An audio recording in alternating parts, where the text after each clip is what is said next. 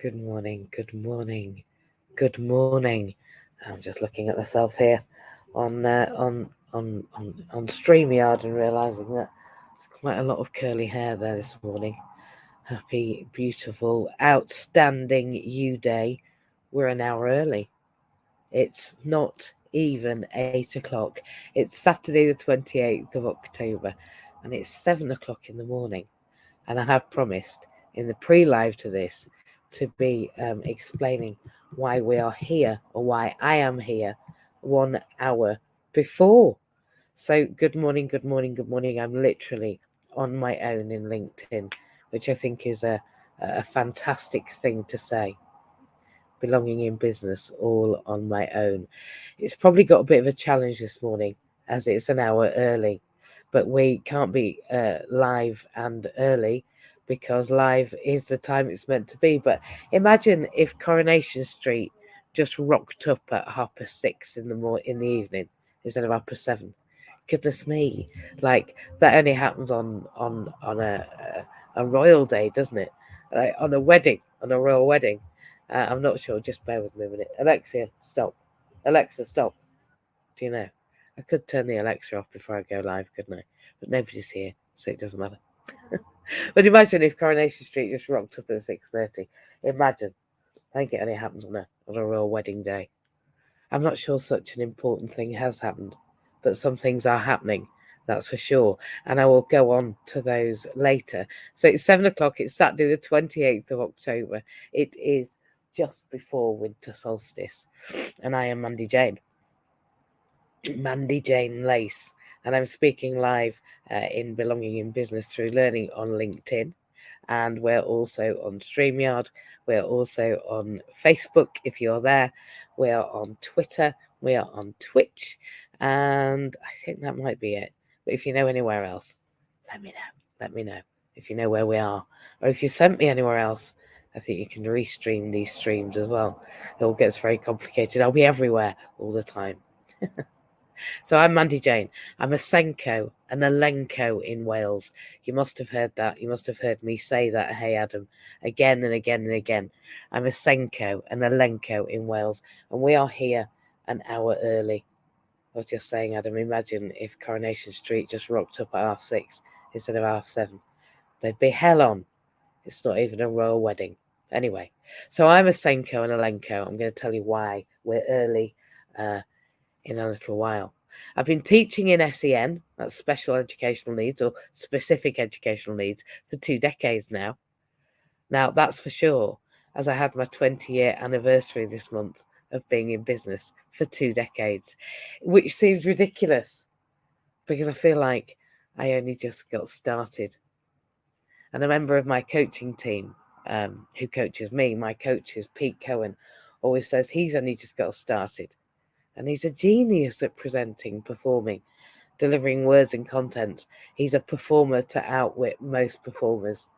And he definitely has a capability with the spoken word. Sorry if you can hear the fact that I'm still quite full of this chest infection.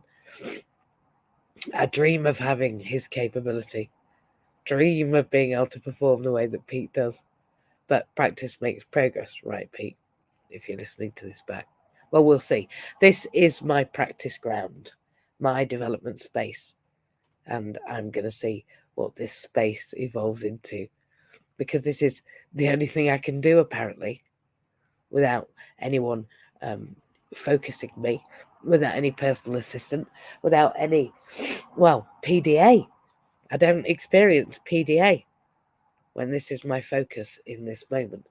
Pete talks about making tapes as a child of him talking and playing songs for people. And he made tapes for people when they went away or whatever. Maybe these are my childhood tapes. Maybe I'm creating my blueprint for the future. Maybe this is the rollout of the blueprint that I've been developing over these 20 years in business. As I've struggled through the creation of, another thing I've nodded to already this morning, which is Scribopoly.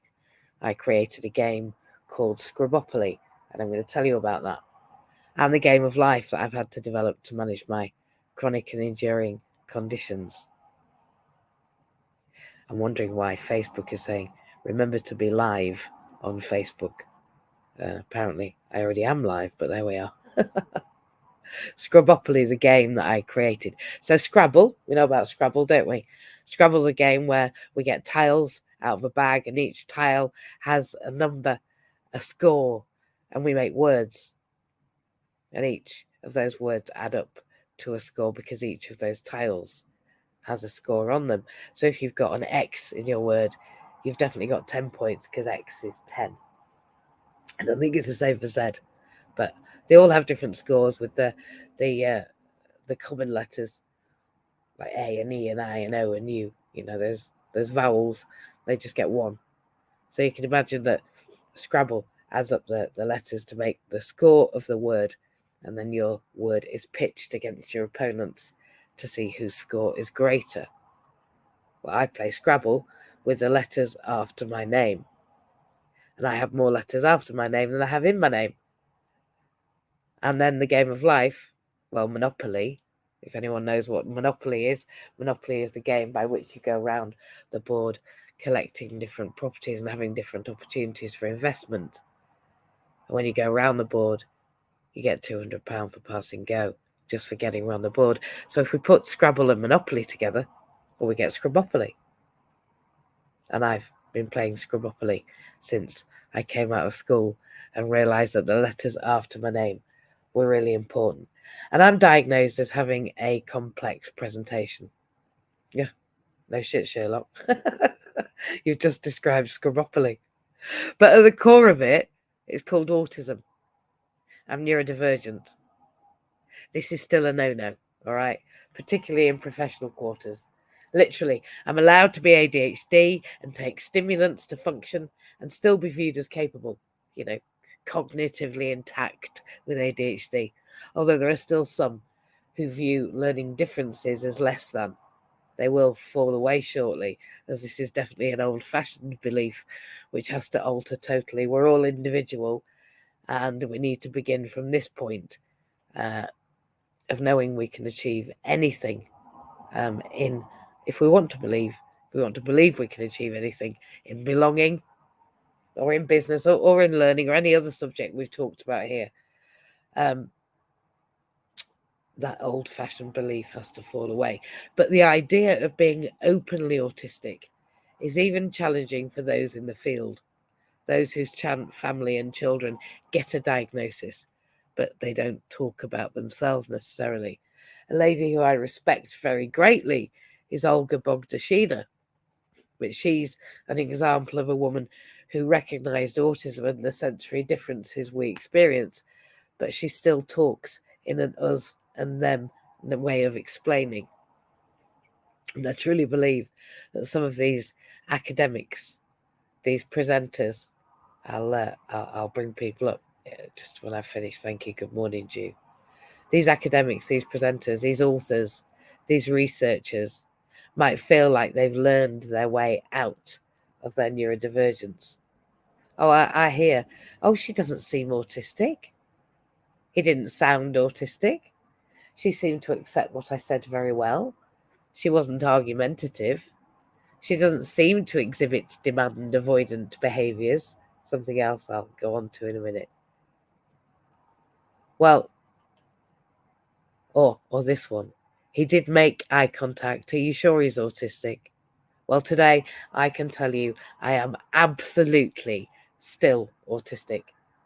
I still get a battering heart in my chest whenever I think I might have possibly or could have possibly done something wrong, whatever wrong is.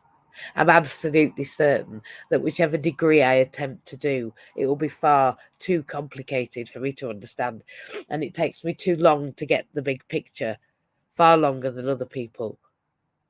Often I have to disappear down rabbit holes to research to understand something particularly perplexing to me, and I miss early fundamental learning that's necessary for the whole, for understanding the whole meaning, as I have to revisit concepts again and again, each time gaining a little more on that tricky area of learning.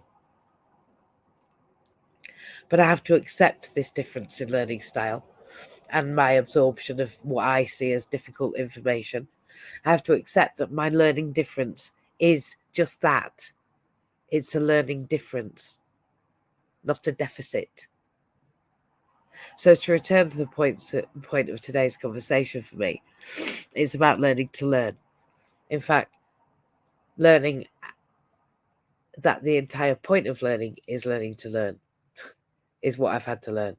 That's a lot of words learning, a lot of learned words there. So it's about learning to learn and learning that the entire point of my learning is learning to learn. So with my PDS, that's pathological demand syndrome, PDA, avoidance syndrome, and my autism, I need the firing squad against the wall scenario. I need there to be a deadline. I must be put into a routine, so a structure. And I take time to adopt that structure. I've been developing my writing in these rooms for these contents for 2 years, and it began slowly. I could just about come up with a paragraph, something I wanted to say, which took me agonizing amounts of thinking about, and the fear of writing and honing what I said and expressing it and making meaning over it. But since writing for 2 years, I'm able to sit down before these spaces and design, to construct, to release, to create this space for myself and for us. Why? Well, how? What? What am I talking about today? Well, I'm talking about learning and belonging through learning. I have to move from the sensation of what I've got to say, a burning desire to express something that's unexpressed. It's a sensation I've realised that creates a surge that begins from my tummy, and it builds into this expression, this crescendo. This is my writing process. It's painful, actually. Oh, I'm not even on. I've just realised. Thank you for putting your hand up there. I've just realised I've not even opened my microphone on here, which is interesting, because what that means is I could go back to the beginning. And I probably should. Hey, who knows? There's 2 of us. Somebody left. I don't blame them. Good morning. So I've been talking for 10 minutes to myself. Well, not to myself, but every other environment except here. I'm going to talk about belonging in business being a bit challenging today because it's an hour early. Imagine if Coronation Street rocked up an hour early, 6:30. And that only happens on a royal day, doesn't it? And I've said all this already today. For those listening everywhere else, they'll think I'm on Groundhog Day. And maybe that's what Groundhog Day is today, because there's a reason we're late. And if Adam stays around, he'll get to hear why we're late. And thank you for hanging about when there was no noise. Anyway, it's not a royal day, like a wedding. I'm not sure an important thing has happened, but something is happening for sure, I can tell you that. So, I'm Mandy Jane. I'm a Senko, an Elenco in Wales. I've been teaching special educational needs or specific educational needs for 2 decades now. And that's for sure, because I've just had my 20-year anniversary this month of being in business, the 9th of October, 2003. 2 decades seems ridiculous because it feels like I've only just got started. And of course I have only just got started because I haven't unmiked. It seems ridiculous that I've only just got started. And my coach, Pete Cohen, says he's only just got started. And he's a genius at presenting, at performing, at delivering words and contents. He's a performer to outwit most performers. And he has a capability with the spoken word I dream of having. But practice makes progress, right, Pete, if you're listening back to this. This is my practice ground, and I've just had one practice at this. My development space, and we'll see what this evolves into. Me saying it twice, usually.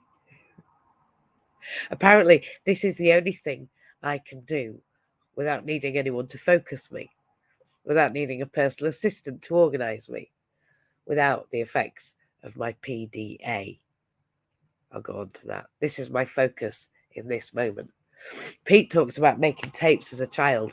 He talks about recording himself talking and making songs and then giving people a tape for them to listen to when they went away or whatever. Maybe these are my childhood tapes for you.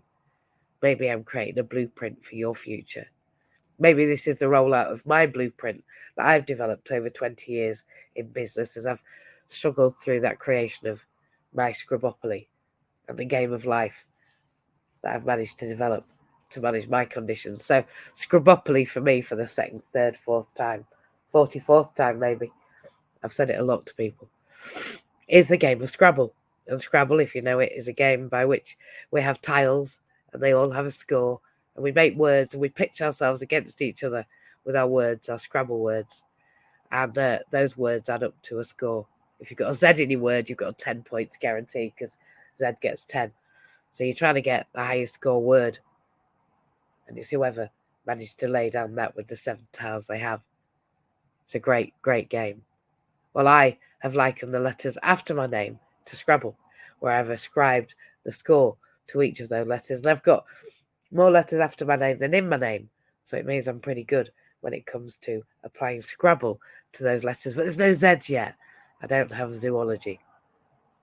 And even if I did, I'm not sure that's what you get in the letter after your name. You get PhD or BSc or MA or MA. I actually have Mama, which I like. Mama food. Busk Mama food. Amda. All of them create different words. And when they go together, there's more after than in my name. And then I play Monopoly. Monopoly is when we go around the game of life collecting opportunities for investment and of making our mark on the board and of becoming a tycoon. When you mix those together, I believe that every stop on the board has collected me a degree or a qualification, giving me the letters that add to my Scrubopoly score, allowing me to move through this thing I call life. Now, I'm diagnosed as having a complex presentation. No shit, Sherlock. Complex. That entire game's too complex for us to understand on a Saturday morning before 8 o'clock, woman. But at its core of it, it's autism. I'm neurodivergent. This is still a no-no, particularly in professional quarters. I'm literally allowed to be ADHD and take stimulants to function and still be viewed as capable, cognitively intact with ADHD, although there are some who still see learning differences as less than. These will fall away shortly, as this is an old-fashioned belief and one which needs to change, as we're all individual and we need to begin from that point that we can achieve anything if we are going to in belonging or in business or in learning or in any other subject that we've talked about here. That needs to change. But the idea of being openly autistic is even a challenge for those in the field whose children and family get a diagnosis like mine, but not themselves, although I was different in that regard. Olga Bogdashina is the example of a woman who recognizes autism and the sensory differences that expresses, but she still talks in an us and them way of explaining. And I truly believe that some of these academics, these presenters, these authors, these researchers might feel that they've learned their way out of their neurodivergence. Oh, I hear she doesn't seem autistic. It didn't sound autistic. She seemed to accept what I said very well. She wasn't argumentative. She doesn't seem to exhibit demand avoidant behaviours. He did make eye contact. Are you sure he's autistic? Well, today I can tell you I am absolutely still autistic. I still get a battering heart in my chest whenever I think I might have possibly done something wrong, whatever wrong is. And I'm absolutely certain that whichever degree I'm attempting, it's far too complicated for me to understand, or it's taken me too long to get the bigger picture, longer than everybody else, or I've had to go down a rabbit hole of research to understand something particularly perplexing for me, as I have to, well, I miss fundamental learning, actually. I have to revisit difficult concepts again and again, gaining time and gaining on each area, trick area, again and again. But I have to accept this difference in my learning style. It's a difference, not a deficit. So let's get back to the point of today's conversation. It's about learning to learn. In fact, it's about learning to learn. That's the whole point. With my PDA, my autism, I need the firing squad to have me against the wall.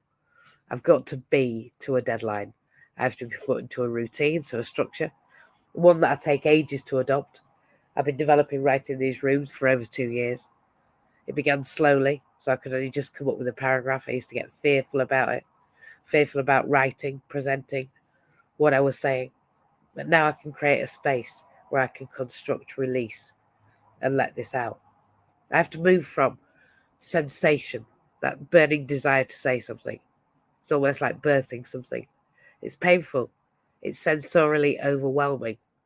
That sounds really dramatic as I speak, but I speak as I create, or I create as I speak. Abracadabra means I speak into becoming. As my coach Pete taught me, I create and I speak differently, and this often creates a different interpretation. So I have to move from this sensation of something to say to the recognition of knowing what I'm trying to look at finding meaning for. I have to move to recognizing what my mind's trying to say to me. It speaks in tongues often. It speaks at a different sensory language I don't have a translation for yet. I've been working on it all my life, which is why I've been given words. Well, I don't know. In fact, I don't know why I've been given words as my processing tool when it's my body that actually processes things. It's the greatest way that I process. But my trauma cut me off from my body. This sensory exploration tool, my spaceship for exploring my environment, was removed as a child. It was removed from me. So recognizing what I've been experiencing has been impossible. And nobody taught me that anything had happened except a memory. And I've been in therapy, right? I talked about it now. It was time to move on. Well, to move from awareness that I'm differently able, to recognition that I'm autistic, to comprehension, I process this world differently to over 99% of other people. I need to understand what understanding is for the likes of me, the likes of Einstein, the likes of Stephen Hawking, who I would proffer comprehension was different. Einstein didn't see the world in the same way as we do. I do, you do. He saw relativity, the theory of relativity, as clearly as I see myself in the mirror. Often Oppenheimer, if you've seen the film, saw a different reality to the one that was known before the development of the hydrogen bomb. Reality is differently comprehended. It's subjective. Even normal perception's not normal. It's not perfect. Everyone perceives what they do. It could all be deemed as faltered. We interpret what noises and lines and what images mean from our subjective interpretation. Our shortcut is a conclusion jumping mechanism. Remember, I'm 99% different. I have a different sensory perception. It's different to others. The reason I take longer, I've learned, is that my sorting system is slow. I take a long time to create a structure. Once made, I've got to run around that structure again and again and again and again and again to get my bearings. To systematically, to somatically, to embody that process into my psyche until it becomes unconscious to me, like driving the car to the office, until it becomes second nature. My second skin, my care becomes part of me. My car becomes part of me, even I'm my care, but my car becomes part of me. And the destination is the next step in the process. It's just unspoken, unprocessed. It runs in the background. It's being got on with progressively without any disturbance to my current thinking.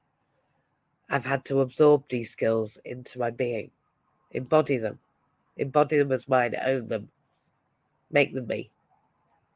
This takes time and repetition. It's then I can move on to something beyond the process of learning the basics, understanding how everybody else sees this process, this problem, and then seeing why my conclusions might be different. Now I know that I'm likely to see things differently. I'm differently able to understand why. Now that differently able term was shot down 20 years ago, moving my ability from awareness to comprehension and finally towards meaningful and functional action for me needed me to understand I was differently aware. To do this, I had to recognize for me what overwhelm was.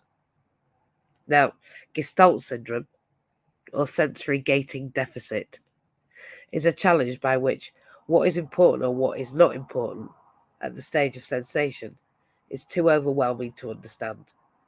There are too many competing processes to sort and sift, and therefore, at this point, understanding is shrouded. certainly for me. I can't see the wood for the trees, as it were. I'm overwhelmed by the sensation of the fluorescent lights flashing. I can see that rate. I can hear that noise that children are meant to hear. Those unheard noises. When a dog whistle goes, it pricks my ears up.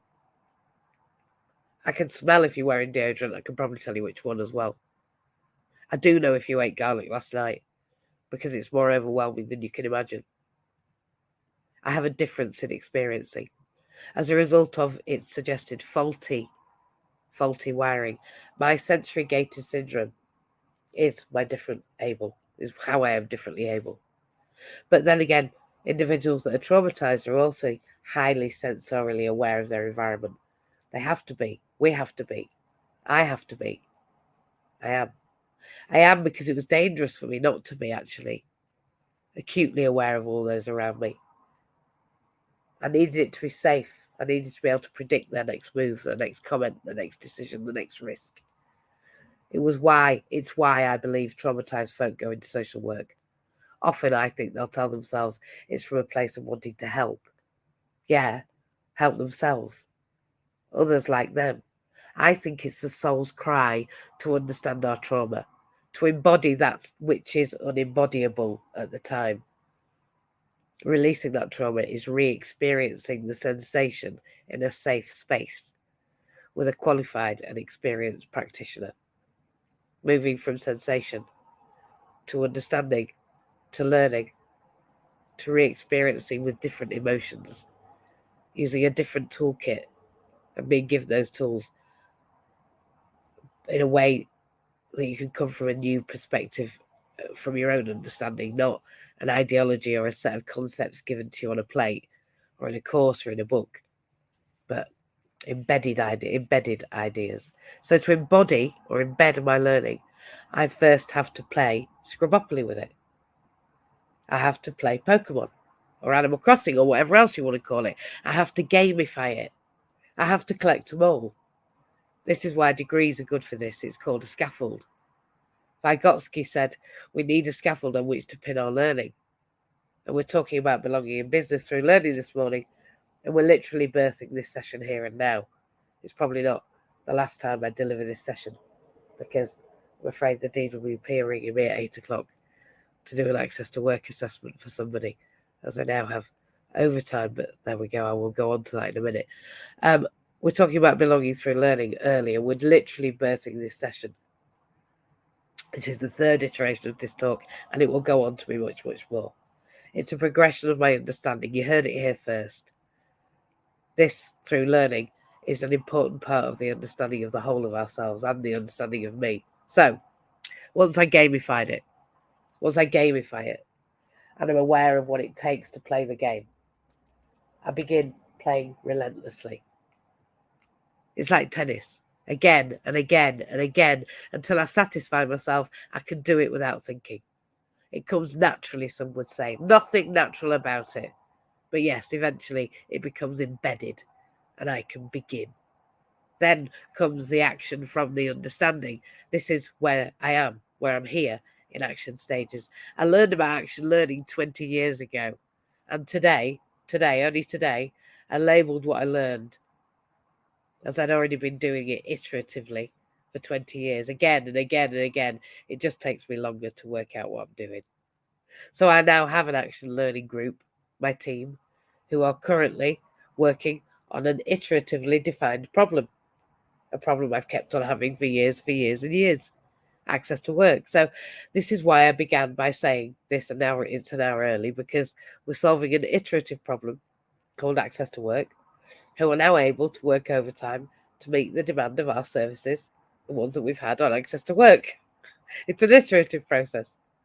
They're able to work overtime to meet the demand our services have had on them, not just mine, but all of them. And I've taken an iterative and sequential action learning process to resolving these processes this time. This time, we've approached governments. Inclusion has approached governments. I'm working internationally on a seamless delivery of a three-pronged approach to citizenship, our learning and well-being, our workfulness and service, and our understanding and learning. That's why I'm a teacher. That's why I'm a therapist. a soon-to-be social worker. That's a reminder for my 8 o'clock access to work assessment. All three of these areas are imperative. And lifespan planning, the design that I copywrote 20 years ago on the 9th of October 2003, is a process that works. I've had to reduce the time that I work one-to-one with people, and less because I have to now work with larger audiences. I have coaches to train and workers to engage. I have a team of other disabled people who are all part of inclusion and Jews on the stage with me now. I'm tirelessly fundraising, and I work endlessly to earn the money to invest in fundraising for inclusion to create the world's first funded disabled entrepreneur. They will be raised through that lifespan planning method created by me in 2003, 20 years ago. And that, in anniversary terms, is my China anniversary. Now, I was not happy when I went to see what 20 years meant, because that analogy was given to me as a child. My mum used to say, and for those of you that are old enough to remember, my mum used to say, "It's up to you, Mandy Jane. You can grow up and you can treat yourself like Woolworths Chit Chat." That's a functional plate for a few pence from Woolworths. Treat yourself like Woolworths Chit Chat, or you can treat yourself like Royal Dalton. And she'd say, "Which are you? Do you treat yourself like China or like Woolworths Chit Chat?" Well, as 99% of others do not process like me, do not learn like me, do not function like me, it is likely I am precious, delicate. I've got PDA, pathological demand avoidance tendencies, right? I'm affected by my environment, so it needs to be monitored. I need to be maintained like an orchid would be, given the right experiences, the right stimulants, the right input. So my takeaway for today is that laying the foundation for a solution involves scoping out the problem, setting out the action learning set required to solve that problem that's in front of us, the disconnect between education, between workfulness, and how it feels to grow into those areas, especially if we're differently abled, say autistic or dyslexic. Maybe we have a mental health problem, a challenge. Maybe we experience mental ill health or a lack of mental health well-being. I think that's all of us. Maybe we find ourselves lost in a society without a clue of how to find a way forwards, a way up, a way out towards the light. Well, we are working on a fund which helps others go up through that system. But for that help to be given, we literally need your help. We have hundreds of new good news stories that we can tell you in the coming months, evidencing the need for this fund and the effect of this fund. But we need to treat everyone like China. We need to treat everyone as precious, as important, because this is how, over time, even the slowest learners like me get us to finally get their ducks in a row and make a comprehensive story out of a mahoosive process called overcoming myself, apparently. My PDA tendencies, my pathological demand avoidance, my autism makes me like Popeye, who hates spinach. But learning has become, what can I describe it as? A Trojan horse, actually, for becoming, feeling like I can belong. It's like I voluntarily walk into a lion's den. The deadlines that my degrees give me that adrenaline pump. Being ready for these pretend times that I've made up, that we're going live, is like the firing squad putting me against the wall. It's like learning to dance on a tightrope, and I'm in a wheelchair. I've literally turned the tables on my PDA. I have to make the demands so extreme that avoiding it would be more painful. It's an avoidance conflict. I am the matador and the bull. Or maybe I'm the bull in the china shop, but that's another story in it for another day. I have to outwit myself to survive. And managing that internal dance was, at one time, unfathomable. maybe it is for you if you're listening to this. Now, if you can consistently do that, overcome yourself and think you've got the recipe for acquiring skills and knowledge that make you marketable, employable, actually, crucially, a person that belongs in that field of yours, whichever one it is, your Pokemon, your Scrumpopoly. When you can build a bridge across that internal divide, when you're not just learning subject matter, you're learning how to negotiate yourself within it. I think that's the toughest negotiation anybody will ever make, but particularly me. Learning makes us valuable, not just in the marketplace of jobs, but in the marketplace of ideas. When I manage my PDA, my demand avoidance tendencies enough, I can say I belong here in this conversation, in this field, in this community.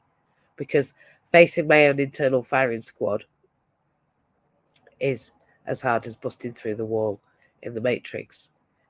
You can do it as long as you realise that it doesn't actually exist. Because on the other side of that wall, for me, is where I belong. Now, Einstein, back to Einstein, who also thought differently, said jokingly, I think, I hope, the only thing that interferes with my learning is my education. Well, at Accessibility Partners, I'm just going to put that up on our physical space. We are growing faster than you could ever imagine. I'm putting the GoFundMe link up there. It's www. No, it's not. I'm lying. It's gofund.me, and then a number in it's at the bottom. 2B47E356. So if you can find that, you're a greater man than I am, Gung. And then if you are online, you can see it scrolling along at the bottom of the screen. And I am Mandy Jane. I am founder, as you can see, of Accessibility Partners and Inclusion. And if you also look now at the bottom of the screen, you can see that if you want to get in touch with us about access to work, then you can do on www.a2w.me. So I'm excited to say that we have been here on our own, because actually nobody knows it's not till 8 o'clock. They all think it's 8 o'clock. They're all going to rock up at 8 o'clock and realise that we haven't been here. But what can happen is that they can go back and play that on replays. The problem is that Access to Work have come and they've decided that they are doing overtime. So I am doing an Access to Work assessment at 8, and then one at 10, and then one at 12, and then, well, anyway, my Saturday is not mine. So learning makes me valuable, and also pivoting does, and being able to move and change and evolve with what's going on. But it's still not very fair that I still have to evolve and flick my action according to whatever the government have decided. However, they have told us that they will have this backlog dealt with by Christmas, and considering we've got 150 people waiting for them, it's a good job that they are. There are people coming through. In fact, somebody just come through the door that took 2 years, but their access to work has just been awarded, which is fantastic news. We don't have long now, Jew. I have to go to work at 8 o'clock. Good morning, Trent. If you want to come up, Adam, if you want to come up, there's only 4 of us. It'll be like nobody's here. Are you there, Jew? Good morning. Can you unmic?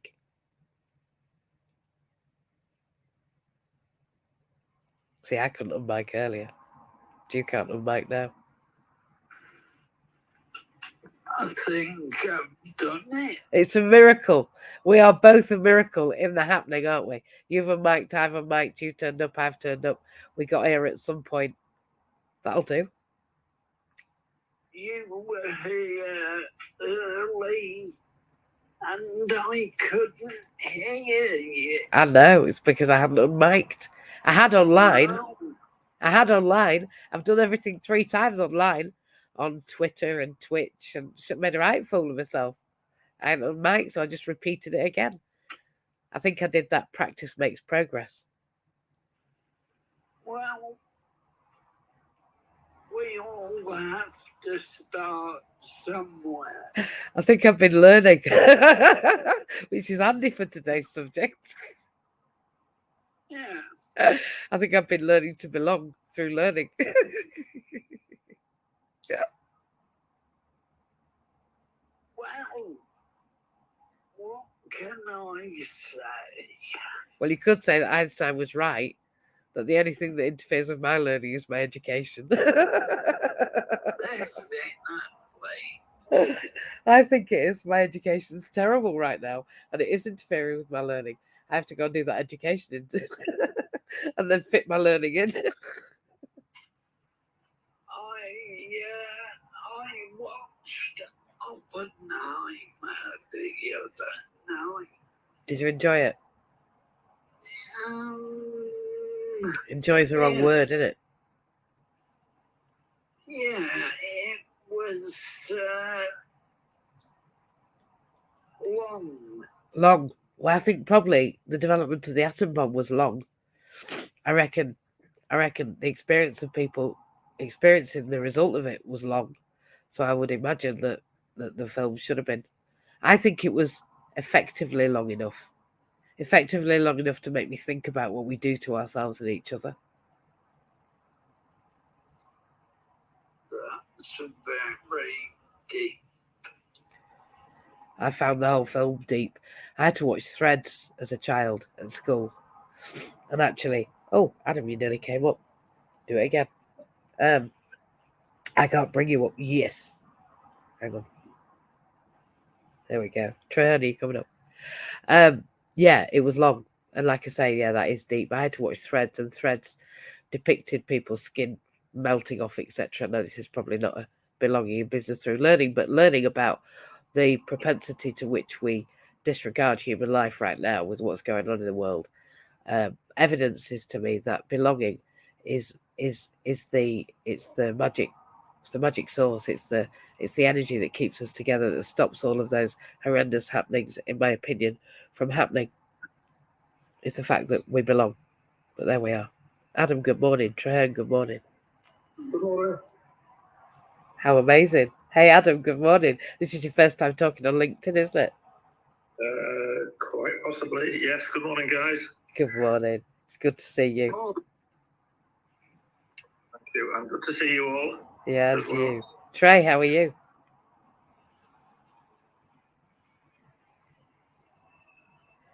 Might take a while, they're difficult, these.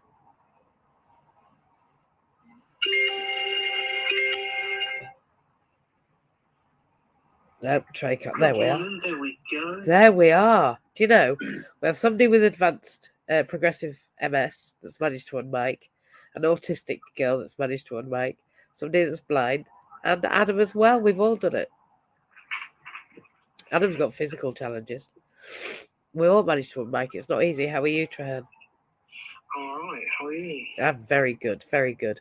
I'm just 15 minutes away. 15 minutes away from the first access to work assessment of the day, of course. And I think we've had 10 personal mobility devices, I think 7 or 10, something like that, authorised this week again. So they're coming through thick and fast. Yours has been authorised this week, hasn't it, Trey? Yeah, it has been authorised this week. Thank you very much for all your help with that, MJ. And it's interesting how the access to work process helps people to learn they belong, right? Yeah. Because when you get the support from access to work for equipment, whether that's an Omeo or other bits, desks, computers, keyboards, whatever it might be, and strategy coaching, you learn actually you do belong in business, and you learn where you belong, and you learn how you belong as well. And I think that without the support access to work provides, we wouldn't be where we are, really. I wouldn't. It's an important funding stream for disabled people. And, the fact that you're working to make it better or working to make it better is such a good thing, and you just have to keep going. Even though I know at times it can be demoralising dealing with any government department. They're a bit like elephants, large and slow and with long memories. I love that. You have to be careful. You either get trodden on deliberately or trodden on by accident. Yeah. Way it still hurts. Those analogies are beautiful. And I read somewhere why people that are neurodivergent use analogies. But I love your analogizing. Thank you, Trey. Adam, you're unmiked. He's like, we're all unmiked. I think it's a cracking way. Anybody want to feed in before we close down?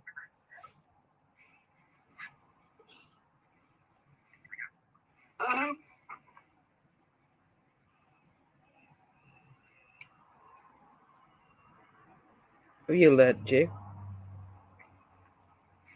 Learned. God. Britain needs to learn. I said, have you learned? I've got a cold. Have you been learning, not learning? As if you had me bugged up to death. And what I'm saying is, over the last 2 years, I mean, you never even knew what access to work was, did you?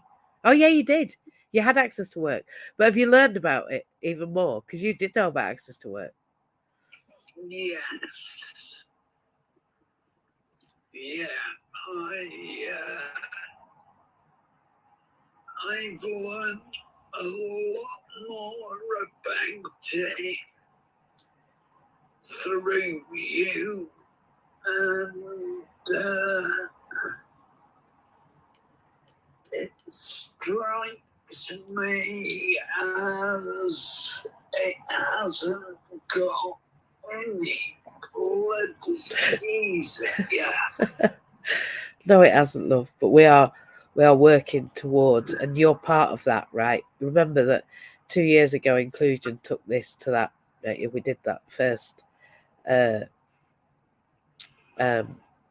petition, and it was those nearly 400 signatures that went to the office of the Deputy Prime Minister that started this whole process, of the fact that they're now taking on more staff, and they're this morning, the reason that I'm having an access to work assessment in 11 minutes, 12 minutes, 13 minutes, is because of you and me and Trey and Adam, because of the work that we've put in, because of the work that Andrew put in, because of the week on week we kept talking about this, because the government have had to respond, because they don't like the noise, because they don't want people like me and you talking in these ways. You know, they don't want Trey saying, I'm totally blind and nobody told me about this. They don't want Trey to say that they wrote to him by snail mail. They don't want to hear that it took 14 months for them to respond to me, you know? But we've had to get talking about it, haven't we? Yeah. And now we have talked about it, funnily enough. Things are happening. And one day me and Adam will have our Romeo. One day. We will, definitely. Yeah, we will. Absolutely we will. And there are Omeos being delivered. I think there was another 2 delivered this week to people. So I see the flow. I see it coming, and we are getting there. So even though I've got to this week with Belonging in Business, make it 7 till 8, which will just keep people on their toes, I think it's a great reason that I can say that at 8 o'clock on a Saturday, access to work are working, and they're working until 6 o'clock tonight, because we've just added an extra day to the week. And it was only a month ago that I added Saturdays to my diary. I literally added Saturdays to my diary and allowed people to start booking in. And now access to work and working on a Saturday. So Trey said last night how he sees me make reality morph into the reality I need. He sees me bringing reality into my experience, a new reality, the one that I've asked for.